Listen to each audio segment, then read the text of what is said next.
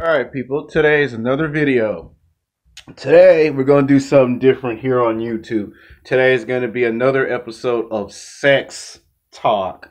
And we're going to talk about something that most YouTubers talk about, but we always give the answer to it, but we never actually sit down and we never actually really try to properly diagnose the problem. We never really examine it and really try to go deep and dive into the math and science and the psychology of rejection of the opposite sex.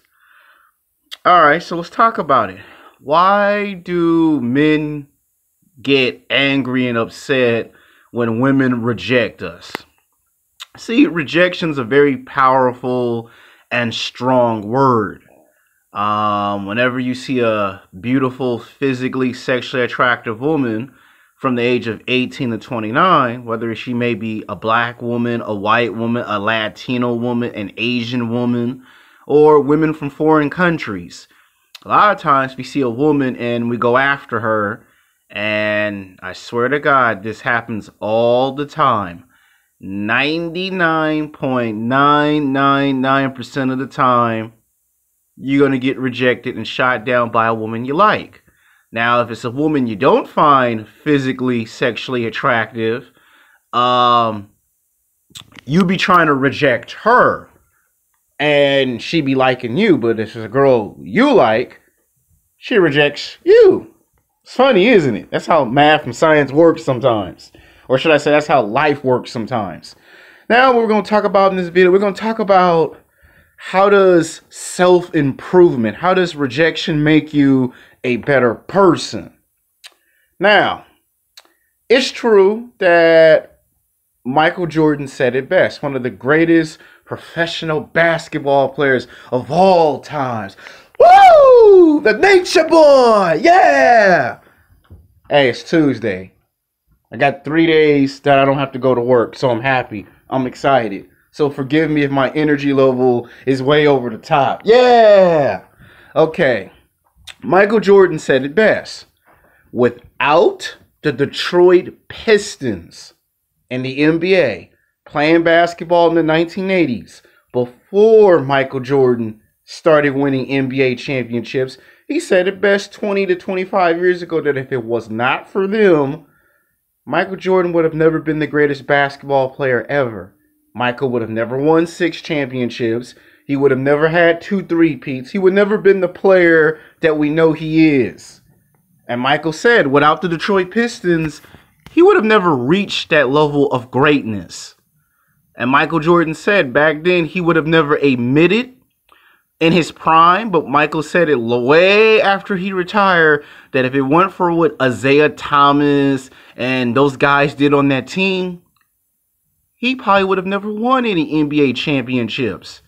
Michael said that the way that they pushed him, the way that they would hurt him on the court, the way they would make him stay up late at night thinking about what he had to do to get to the next level, having him get up at 5, 6 o'clock in the morning and go into an empty gym and hit three-pointer after three-pointer, 2,000 to 3,000 three-pointers. Michael Jordan said if it weren't for them doing that to him, he would have never been as great as he is.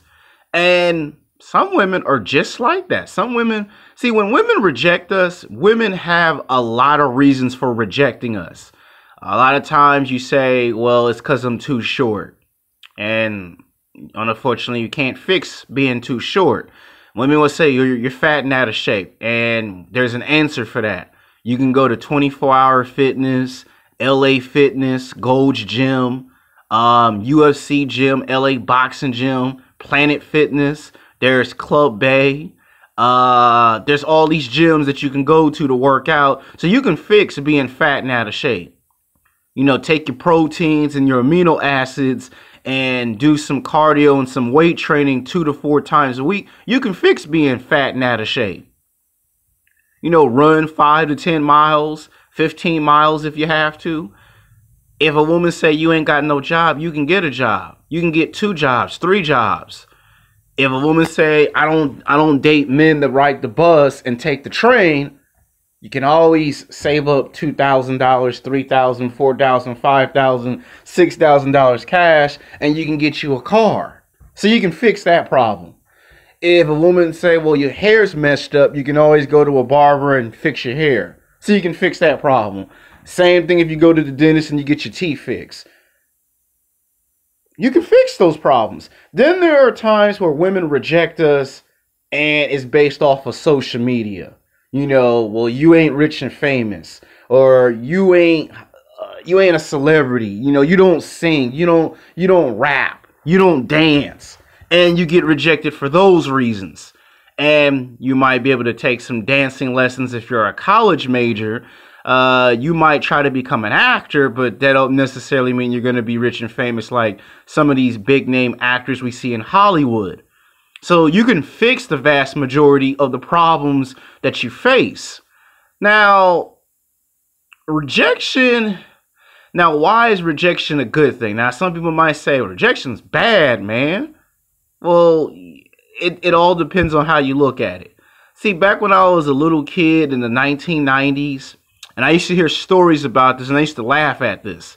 And my teacher in high school used to look at me like, that's not funny.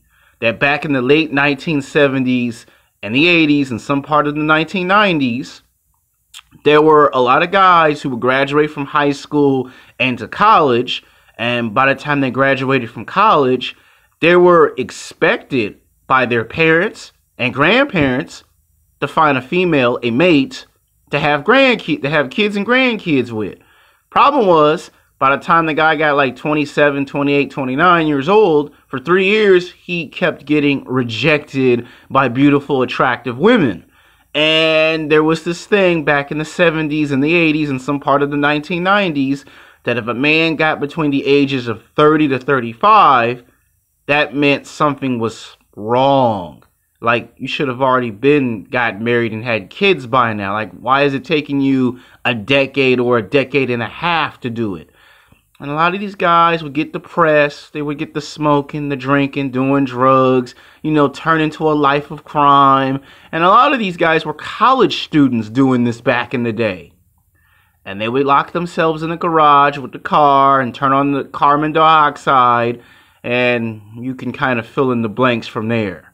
Then there would be some guys that would go buy them a gun. They wouldn't necessarily do shootings like today, but they would take themselves out of the equation because they couldn't get laid and have kids and get married like their parents and grandparents did. And the Japanese said that's called self-sabotage, where if you came back from World War II as a Japanese jet fighter pilot, you brought dishonor and shame to your family because you failed. Like, in the Japanese, they expect you to go out there and fight and not come back. You come back, you bring disgrace. So a lot of the American men in the 1970s and 80s and some part of the 1990s felt that they were bringing disgrace to their parents and their grandparents' last name.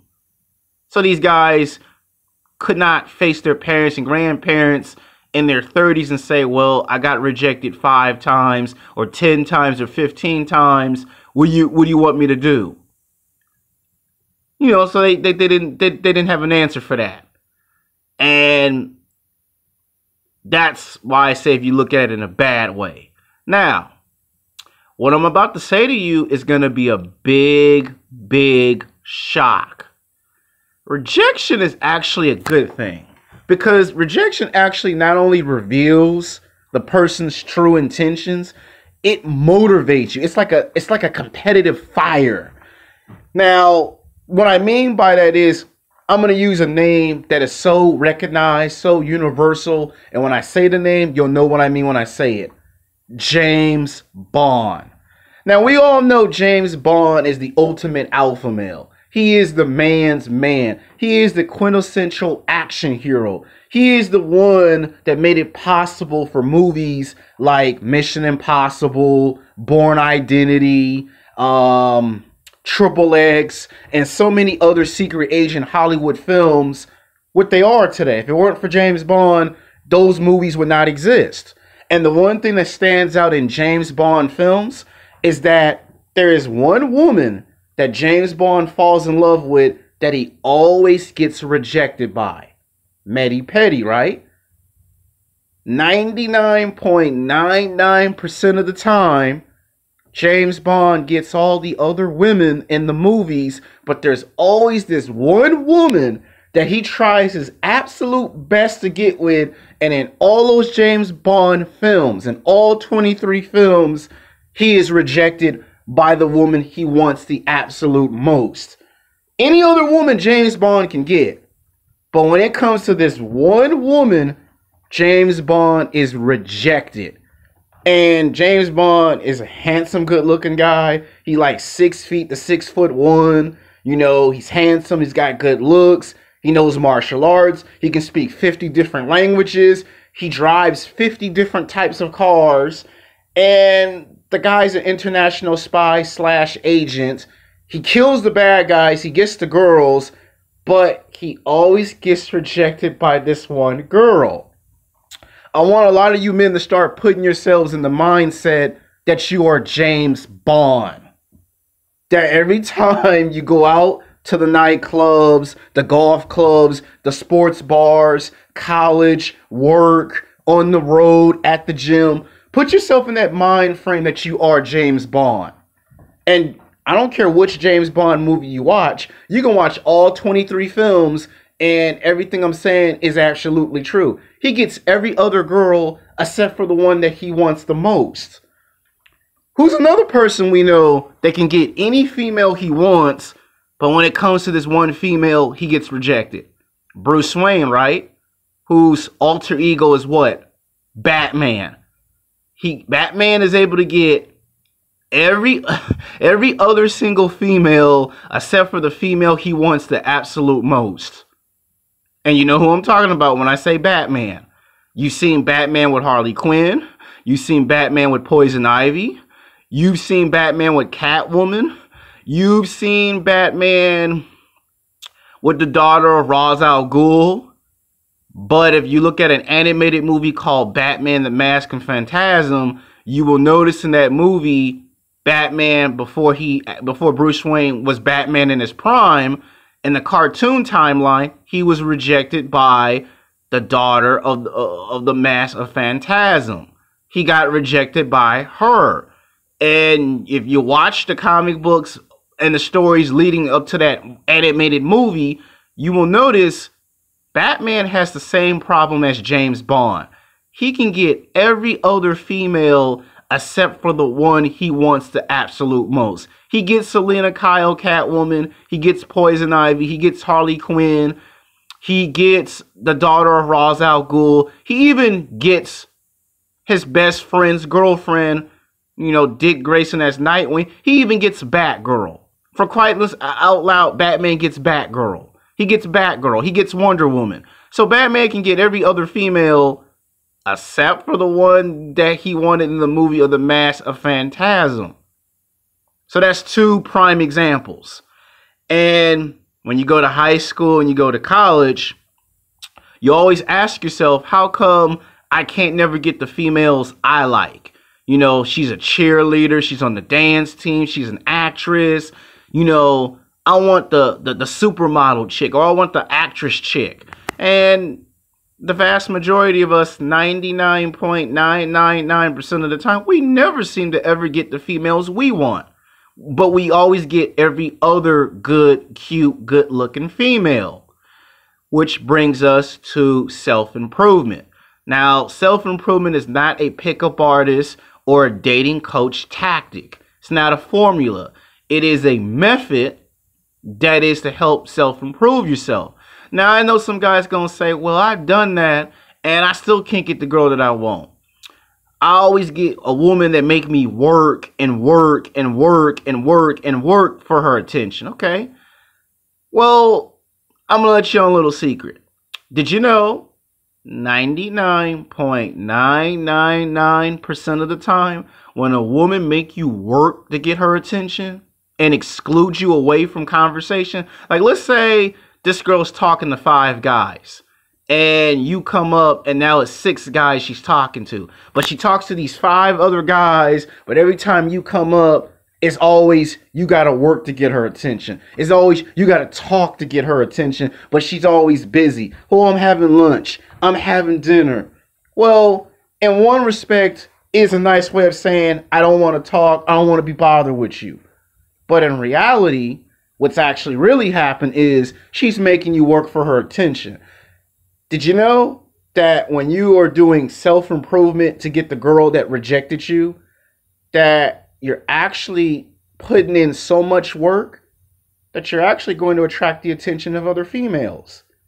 Subconsciously, you're not even going to be aware that you're getting the attention of other women. So you spend all your time and energy talking to one girl and you get rejected 5 times, 10 times, 15 times. Hell, you get rejected 20 times in 7 months.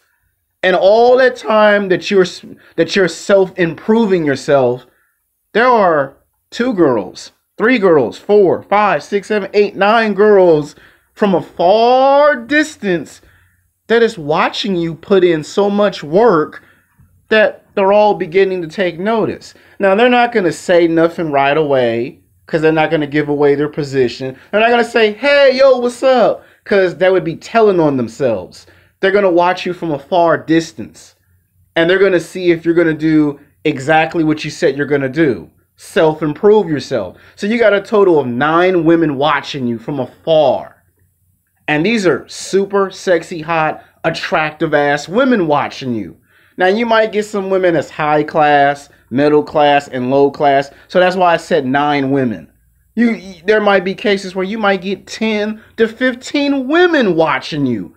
But you don't know that because they're not going to open their mouth like how I'm talking to you in this video and say hi. But they're going to watch. And what's going to happen is one of them is going to come in for the move and introduce themselves to you. And you're never going to know which one it is. And the girl that you got rejected by 5 times, 10 times, 15 times, you got rejected by 20 times, she's going to begin to take notice of you because another girl's talking to you. I'm going to tell you what's the difference between real attention and fake attention. This is something that pickup artists and dating coaches do not tell you in their seminars. And if they do, they make you waste $500, $1,000, $2,000, $3,000, $4,000, $5,000 cash. And they never tell you this. I'm going to tell you what's the difference between real attention and fake attention. Fake attention is when you talk to a black girl, if you're a black man and you just love you some black women. Like you don't care if they're ghetto and all that other stuff. And she don't talk to you. But when a white woman or a Latino woman or an Asian woman talk to you and you're a black man, now all of a sudden the black woman is interested in talking to you. And the only reason why the black woman is super nice to you all of a sudden is because there's competition between the white girl and the black girl. That's called fake attention. Because everybody knows if you make the white girl, the Latino girl, and the Asian girl disappear like that, and you try to talk to the black girl without those other females, it's the N-word, please, get away from me, you weak, you ain't got no game, you don't play basketball and football, you don't rap, you don't sell drugs. That's what you're going to get from today's modern day black woman. Now, I'm not saying all black women are like that, but you got some that do that type of behavior. That's called fake attention. Now, what is real attention? When it's real, you know it's real, it feels real, and the person come off with a natural level of energy, and you can feel their aura, and you can trust them. You know, you vibing, you crack jokes, they laugh. They crack jokes, you laugh. That's real attention. You do something wrong, you apologize. They do something wrong, they apologize. That's real attention. Fake attention is, I'm only talking to you because someone else is. That's called fake attention. So that's the difference between real attention and fake attention. Now, as a man, self-improvement is good. Now, I know some guys are going to say, well, what about if I put in all this work and nothing happens? Now, when you first do self-improvement, it don't happen overnight. Self-improvement is like when you go to school and your teacher gives you a D or a fail and tells you do the assignment over. So you do the assignment over and the teacher give you a D. And the teacher tell you if you want a better grade, do it again. So you do the assignment over 3 times. You get a C. You pass the class, but you're not happy that you got a C. Well, that's what self-improvement is. Keep doing it over and over until you get it right. Now, self-improvement is broken down into 4 different stages. And when you graduate from one stage to the next stage, and here's the good part about self-improvement, you got to hear other people tell you you self-improve. You can't say I self-improve by yourself. Like someone like your mom or your dad, your uncle, your auntie, your friends at college, your co-workers at work. Somebody has to see your level of improvement. Like when I go to the gym, I get a lot of people that actually think I'm a bodybuilder or a personal athletic trainer. I get some people that think I'm a basketball player, a football player, because when I go to the gym, I train like an athlete. I train like I train people. And when I walk out the door, the first thing I get hit with is, are you a personal athletic trainer? Are you a bodybuilder? Are you a weightlifter? Are you a basketball player, a football player? If I focus on my hygiene, a lot of people start thinking I'm a Kevin Kline model, which I've never modeled my entire life. But people go, are you a Kevin Kline model? You got to hear people say you self-improve. You can't say it. They have to say it. It's like in the hood when a game banker says, I'm the man, and the homies go, yeah, he is the man. Well, self-improvement is just like that. Somebody has to open their mouth, a complete, total stranger that you don't know, and say, that man is the man. So if a guy says, do you work out? That's self-improvement. If a girl walk up to you and say, do you go to the gym or do you play basketball or football? That is self-improvement. That means you're getting people's attention. Now, what's the difference between self-improvement and tricking?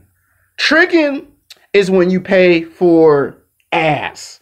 You know, you pay for sex because you can't get laid, because you've been rejected 5 times. You've been rejected 10 times, 15 times. You've been rejected 20 times. And you feel like that in 5 years or in 10 years, since I'm not getting anywhere with no women, I might as well pay for sex. Did you know that when you pay for sex, the women that you pay to have sex with don't even respect you? So if you get rejected by women for free and they don't respect you, well, tricking just amplifies what's already terrible. So if you've spoken to 15 women without tricking and they don't respect you, well, the results are going to be the same thing. Self-improvement, on the other hand, makes a person that either already respects you more, and people who don't respect you all of a sudden respect you. That's what self-improvement does. And it makes you grow. What kind of basketball player would Michael Jordan have been if it weren't for the Detroit Pistons? What kind of basketball player would Kobe Bryant have been if it weren't for him going through what he went through when he lost Shaq? What kind of basketball player would LeBron James have been if he didn't go to Miami and learn how to win? Now, when it comes to women, when women do reject us, some women do have a certain level of arrogance. Like they think they're too good to talk to us. Now, some people say that's a bad thing. I'm going to say that's actually a good thing. I'm going to tell you why. Because some of the woman's arrogance is going to rub off on you. Oh, yes, it is. It's true. It's damn true. Woo! Kurt Angle true. Look at Floyd Mayweather Jr. 20 years ago, black women told Floyd Mayweather Jr., I don't date short black men. And Floyd Mayweather Jr. said, okay. And once Floyd Mayweather Jr. became the greatest professional boxer of all times, 50 wins, undefeated, 8-time world champion, and crossed over into another sport and still remain undefeated? Floyd Mayweather Jr. is arrogant, okay? There are guys that I went to high school and college with that are arrogant as hell. And these be some of the most finest black supermodels, white supermodel women, and they reject some of the most finest women. And a woman would be like, oh, hell no. How you gonna turn down this ass and titties? I'm fine as hell. And some guys be like, I'm good, I'm straight. And the girl be like, I got big breasts, I got a big butt, I look like Beyonce, I look like Tyra Banks. How you just gonna turn this down? And there are some men who are arrogant, not necessarily confident, but arrogant enough to look at a woman that's an 8, a 9, or well, 9s or 10s, and look at a woman that's a 9 or a 10 and say, I'm good, thank you.